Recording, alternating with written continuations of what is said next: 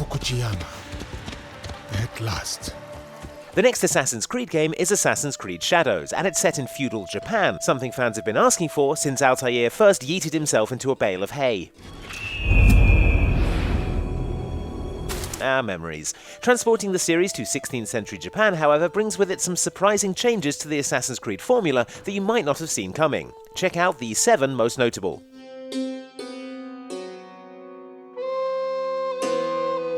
The biggest change for Assassin's Creed Shadows is the fact that it has 2 playable protagonists who are substantially different, rather than the functionally similar Jacob and Evie Fry of Assassin's Creed Syndicate or Alexios and Cassandra of Assassin's Creed Odyssey fame. In Shadows, you have Naoe and Yasuke. In the shadows. To serve the light. Yasuke, the first fully playable real-life historical figure in the Assassin's Creed series, is an African samurai whose strengths lie in his size and power. And strength. Seriously, Yasuke is massive, towering over most of the NPCs you encounter in the game, and he's very much a combat-focused character, using brute force and heavy weaponry, like this spiked club, to smash enemies' armor with powerful swings, as well as overwhelming attackers with more finesse weaponry, like the katana. Or, when things get dicey, just pulling out a gun.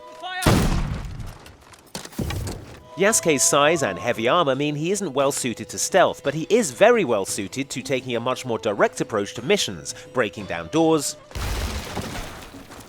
and even smashing his way through the paper walls that were common in the architecture at the time, which, while nice looking and conducive to household air circulation, are very much not assassin-proof. Something to think about, Sengoku-era house designers.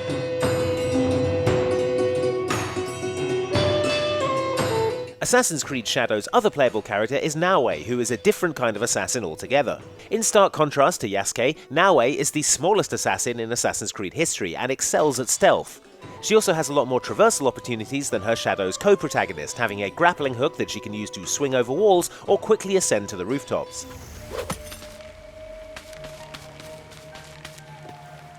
Preferring to stick to the game's titular shadows, Naoe can also use shuriken to extinguish lights, thereby creating even more paths for stealthy infiltration. Who did that?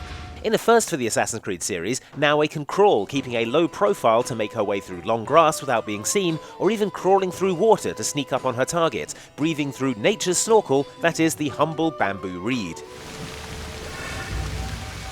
Another surprise is that Shadows lets you use Naoe's grappling hook as a non-lethal way of eliminating NPCs who maybe don't deserve to get horribly stabbed in the neck, but who also can't be allowed to just roam around the castle telling everyone about the assassin they just saw.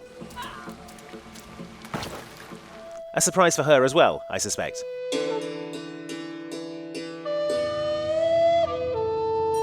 At first glance, it might seem that Assassin's Creed Shadows has simply given you a big fighty character and a little stealthy one, so take your pick. But in fact, Naoe can do more than just crawl around and remain unseen. She's also absolutely deadly with her kusarigama, a traditional Japanese weapon that's essentially a very sharp sickle attached to a very long chain. This weapon can be used to close the gap quickly on distant enemies, while being fantastically effective for taking on multiple targets and/or trees at the same time. Unlike Yasuke, Naoe is unable to block enemy attacks, but she can deflect them, since speed and agility are very much her strengths in dealing with attackers. Just an all-round bad day to be working in this castle. In another break from established Assassin's Creed tradition, you can choose which of the 2 characters you want to use for almost every mission in the game. Although there are a few story beats that require one specific character, most missions can be accomplished with either, and you're given a decision before starting who you think will handle the task ahead of you better. It's almost dark. No one will see me coming. This choice obviously makes a huge difference to how the mission plays out, so hopefully the game will include some kind of mission replay feature so that you can see how things would have gone differently with the other character, without having to do it on a whole new playthrough. After all, while we love stealth, there's something to be said for the direct approach.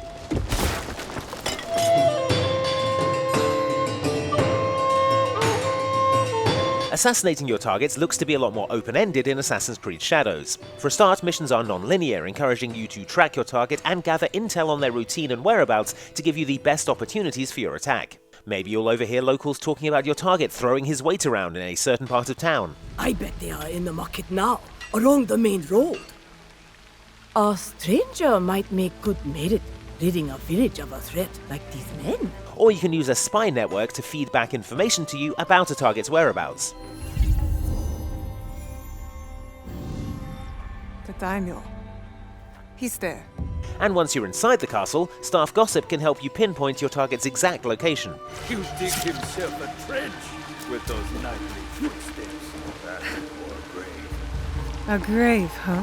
While this isn't 100% new to the series, given how the first Assassin's Creed had you gathering intel on your targets, it is a lot less repetitive and feels a lot more organic, really letting you plan out your assassination and make decisions based on your detective skills. If you want. Again, if you prefer, you can just still run in there and smash all the doors. Up to you.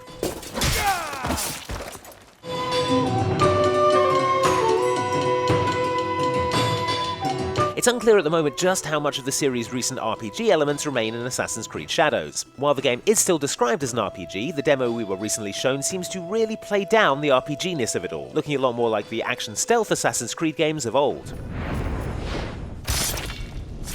We're told each weapon will have its own skill tree, letting you level up your favourite weapons to make them even more effective, which is cool, but it's as yet unclear how much of the enemy power level system that many old school Assassin's Creed fans found off-putting in the more recent RPG games remains. The fact that Lord Hayashi here has the number 30 next to his name would tend to suggest that those elements still remain though, so don't expect too much to change on that front.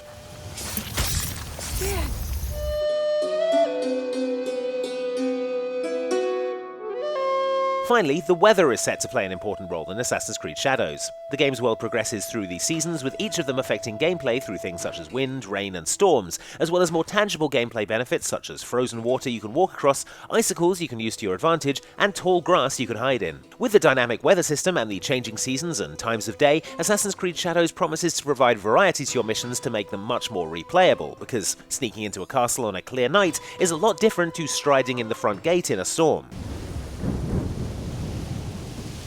I just hope those hidden blades are waterproof. So that was a look at Assassin's Creed Shadows and some of the things that surprised us in the first gameplay reveal. What do you think of the new characters and setting? And will you be picking it up when the game releases on November the 15th? Let us know in the comments and come on back to Outside Xbox for lots more Assassin's Creed Shadows coming soon. Thanks for watching.